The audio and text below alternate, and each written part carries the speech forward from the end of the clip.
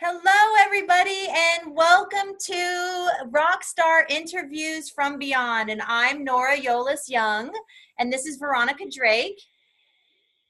Hi, everybody. And Veronica Drake is the channel, and we're in the midst of an amazing interview with Tom Petty. And where we last left off, Tom Petty was just getting to the part where he was talking about who he is hanging out with on the other side. And let me tell you, the list is very impressive. So, Tom, if you don't mind sharing with us again who you're hanging out with, and then launch into, again, what it is that you're starting to work on and jam on with these souls on the other side. These badasses on the other side. These badasses. That's Yes. exactly right. Exactly right. There's Elvis. There's Johnny Cash. There's Roy Orbison. There is George Strait. George Strait. Did I hear that right? Yeah. Or is he, I don't even know. Or is he telling me that he likes George Strait? I don't know. He's talking about George Strait. George Strait. I don't even know if he's alive or dead. Yeah. And he's got George Harrison, and he's got Roy Orbison, and he's got B.B. King, and he's got his favorite, though, his energy is like so jazzed up over Nat King Cole. Are you in the midst of doing projects with Nat King Cole right now? He said he's in line. He's in line to do projects with Nat King Cole. And he laughs, he chuckles. And as we stated earlier, pardon me, as we stated earlier, Tom Petty is a pacer.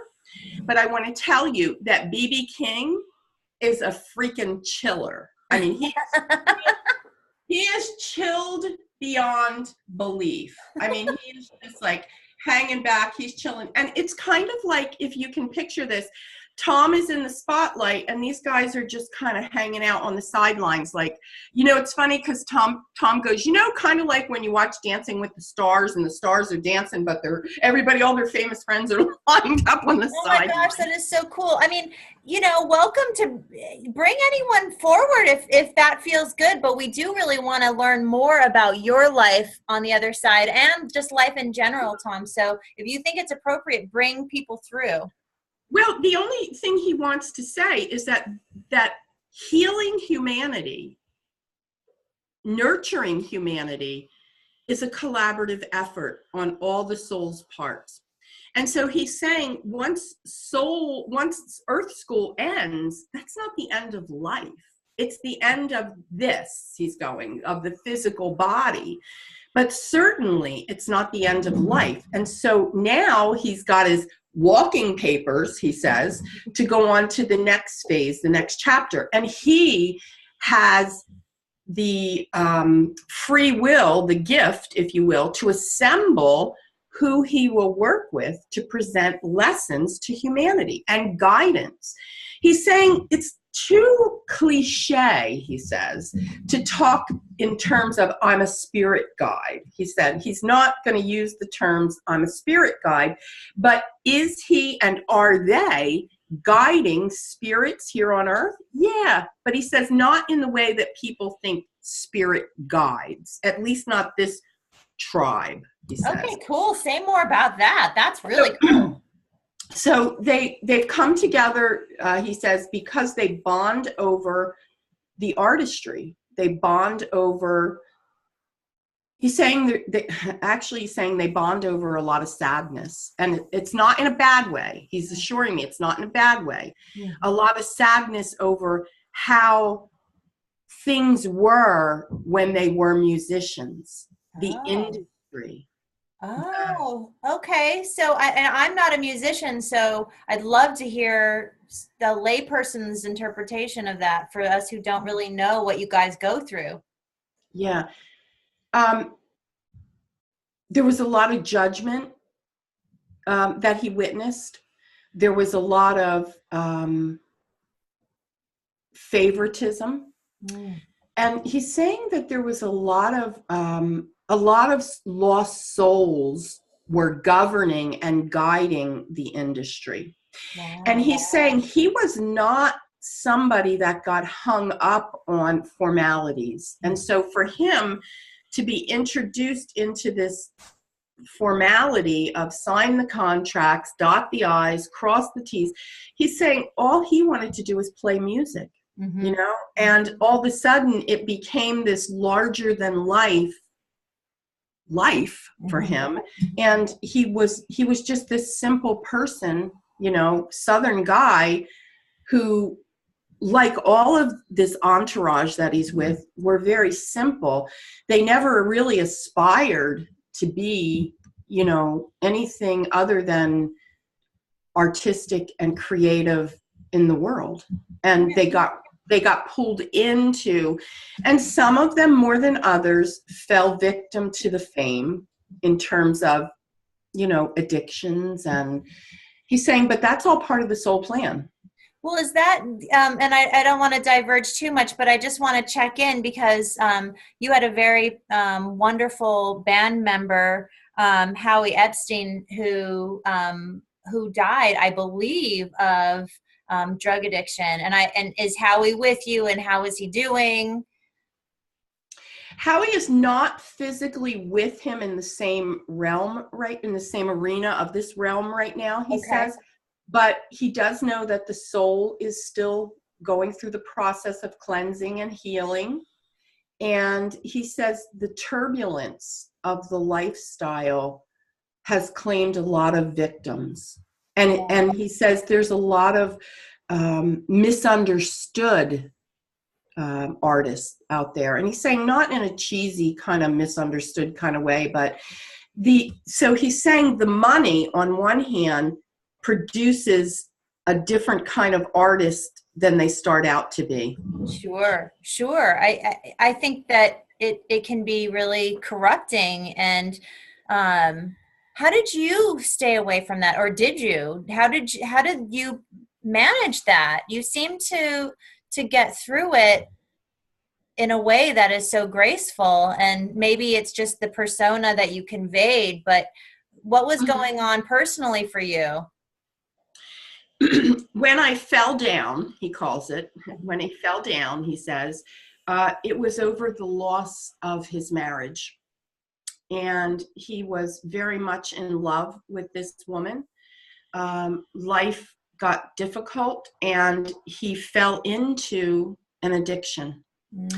But sooner than later, he wrapped that up, because what he realized very quickly was it soiled his ability to be this tremendous influencer as far as singing from his heart. I just want to add something too, if I may.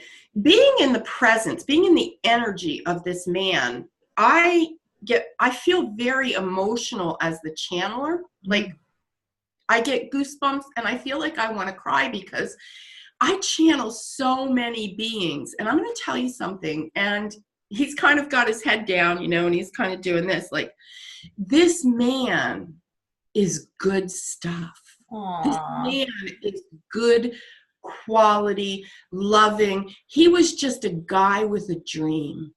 Well, and I think that's why we love you so much, Tom. I think that there's a piece of that people see in you, that they just long for that authenticity that you convey through absolutely everything that you do. And your chutzpah, for a Yiddish term, you had such chutzpah. I mean, that strength, that earthiness, that rich juiciness, like it's just all there. You're the whole package, man. He says, I didn't give a fuck what anybody thought. He said, I didn't give a fuck. I was hard. I was hell-raising in my own way. And I lived and breathed music. Yeah. He says the approximate age, 16, 17, 15, somewhere in his early teens, he said he started, but really 15, 16, 17 was really when it got a hold of him. Was there any place in your life where you could be soft and just be loved and adored? I mean, in your romantic relationships, were you able to just feel that sense of love and appreciation in your life, to open your heart to others? Oh, he says absolutely. Oh, good. Absolutely. And he's also saying that Mary Jane's Last Dance was written for his first wife. Oh, that's so beautiful. And he said she was just this being, this energy, this love, this, and it was everything. And he was devastated, but he understands. And he's saying, I got another chance at that, the most amazing reason to be alive, he says, is to feel the love of another human being. It's so true. If you can have that, and I wonder, when people are touring and stuff, it must be so hard to maintain family. And I'm not a musician, so I don't know the first thing about it, but how do you maintain relationships with that life? It was very difficult, he said, especially in the early days. He goes, in the later days, it became kind of less hectic and less stressful because there was this, he's saying, as technology progressed. But he's saying in the early days, it was very difficult, and there had to be an element of, I accept you for who you are. I accept that this is part of your life. Mm-hmm. And I can tell you this, as the channeler, I will tell you this. The two souls that came together in both of his relationships with him were destined to be with him because it was effortless. And he's chuckling at that because it wasn't effortless. I say effortless in air quotes. And he's saying the two most beautiful things in his life are his children and his grandchildren. Oh, you have grandchildren. That's amazing. So you recently passed. And so from the perspective of shifting, October 2nd, what has happened? Do you mind talking? I don't want to be disrespectful to the process. So I leave it to you to offer what you think is most appropriate. But, as a soul, and in my work, I help people reflect on past lives. So they go through a death scene, and then they have a whole process that they go to in entering the spirit realm. And so I'm curious about your experience. Did you know your time was coming?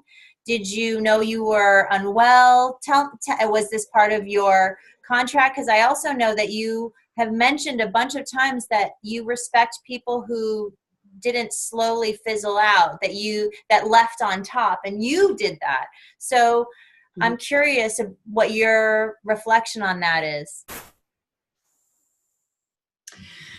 He says he has a lot to say on that, but he'll keep it condensed. And it's funny because he's saying, when I talk, I'm a man of few words, but when I write music, all the words just pour out of me. So with that said, he wants to point out the fact that he died at age 66. And he's saying the 6, if you look at the number 6, is pregnant, which indicates maternal energy, which indicates the mother, the family, the union. He's just saying, ironically, that's something that, intuitively his soul knew it. He did not know it as a human, that at age 66. He's saying he ended up a week before his death, wrapped up doing what he loved doing the most. He had wrapped up a tour. And it's funny, he says, because we weren't sure if we were going to do it again. He goes, now we're sure. Chuckling. The bandmates must be devastated. Oy. Yeah. And he's saying that, he did not know that he was sick. It wasn't something that he expected. Mm-hmm. And he's saying it was a painless crossover. Good. So did you have heart disease? Oh, go ahead. Unlike other lives, he's saying this was a painless crossover. Oh, well, that's good to know. We don't like painful endings. Yeah. No. He didn't have heart disease per se. He didn't know that it was anything that would be fatal. He's saying before, on the road, the last couple months on the road, he was feeling extra tired, overly tired. In fact, he says you get tired and it's hard to know when you're tired on the road, but he had felt overly tired. Mm-hmm. And he noticed too that he got more grumpy. And he's saying, he's honest to say, I'm not really a grumpy person. Mm-hmm. Mm-hmm. So was that a sign that something was going on physiologically with you, or is it just kind of part of the movement towards conclusion? He's saying there was something physiologically going on. Uh-huh. The heart wasn't as strong as it could have been. It wasn't beating. And he's saying I smoke like a chimney, so who Yeah. knows? Yeah. Well, but clearly you enjoyed it. I mean, there's also, and I don't advocate smoking, people, but you know, there's also something to be said for living a life that gives you joy. I mean, do you have anything to say about that? He's saying, fuck yeah. He's saying, if listen, he's literally saying to me, I wouldn't do one thing different. Oh, He wouldn't. He smoked a pack an hour or whatever, you know, he's being facetious. And he's saying, I barely got one out before I barely finished one before I got the next one out. He's saying that was my coping mechanism. And here's the thing. This is the thing. And listen, I'm an advocate for living a healthy life. Do what's healthy for your body. But he's saying when it's the end, it's the end. yeah, you can't predict that. You can't know. And I would, and this is just my little side piece, like if you're not enjoying your life, something's not in alignment. I mean, let's live. I mean, you made your life look like you were totally into you were passionate, you were, and look at the manifestations. I mean, I'm curious what you think about, you know, law of attraction and your, and it just seems like to a T, your focus. And I think Keith Richards really covers this well in his book too. And you know, Keith, knew him in this life, and you guys are just master manifestors. I mean, you just nose to the grindstone, doing exactly what you absolutely love and revel in, and it all just falls into place. And of course, there are challenges and refinements, but it's just amazing what you achieved. He said free falling. You just you just do shit and you do it and you do it and you do it till you're happy with it. You just That's free so fall. cool. You Yeah. totally just jump Yeah. and then Which tweet. is why it makes such perfect sense that you are our first guest on the show, because this is how the show is shown up for me and Veronica, and it just feels so damn good. And I love you. I mean, I feel like you're in my heart. I'm just so blessed to have this opportunity to chat with you. Okay, so I want to ask some more questions. Are you ready for that? Absolutely. He Okay, says, so we're going to conclude. This is the end of chapter 2 of part 2. So we're going to say goodbye for the sake of part 2. And then in a moment, we're going to come back on and we're going to hear more from Tom Petty, the master. All right. Take care, everyone.